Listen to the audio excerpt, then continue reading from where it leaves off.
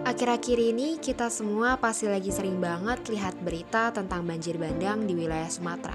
Peristiwa ini tentunya menjadi duka bersama, tapi di tengah situasi darurat tersebut, media sosial justru ramai oleh aksi penggalangan dana yang dilakukan oleh Ferry Irwandi, yang viral dalam waktu singkat dan berhasil mengumpulkan sekitar 10 miliar rupiah.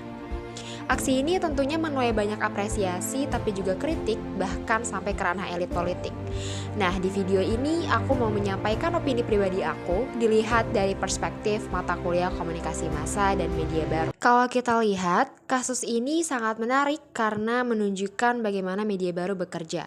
Penggalangan dana yang dulunya identik dengan lembaga resmi sekarang bisa dilakukan oleh individu bahkan influencer dengan kekuatan media sosial.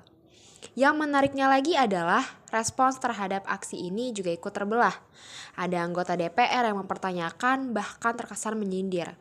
Tapi di sisi lain, wakil presiden kita justru memberikan dukungan terhadap aksi tersebut.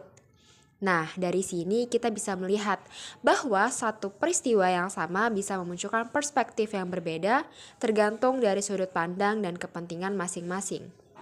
Kalau kita tarik ke konsep komunikasi massa, media berperan besar dalam membentuk opini publik. Apa yang viral, apa yang sering dibicarakan, akhirnya dianggap penting. Ini sejalan dengan teori agenda setting. Ketika seorang influencer dengan jutaan followers mengajak berdonasi, pesan itu menyebar jauh lebih cepat dibandingkan jalur konvensional dan media sosial mempercepat proses ini. Dalam konteks media baru, audiens juga bukan cuma penerima pesan, tapi mereka juga ikut berpartisipasi. Like, share, komentar, dan donasi itu sendiri adalah bentuk partisipasi aktif. Jadi, penggalangan dana ini bukan cuma soal uang, tapi juga soal kepercayaan publik dan legitimasi sosial. Lalu muncul pertanyaan penting, apakah aksi ini murni kemanusiaan atau sekaligus ajang personal branding? Menurut aku, dua hal ini gak selalu harus dipertentangkan. Karena di era media baru, personal branding itu hampir gak terpisahkan dari aktivitas publik.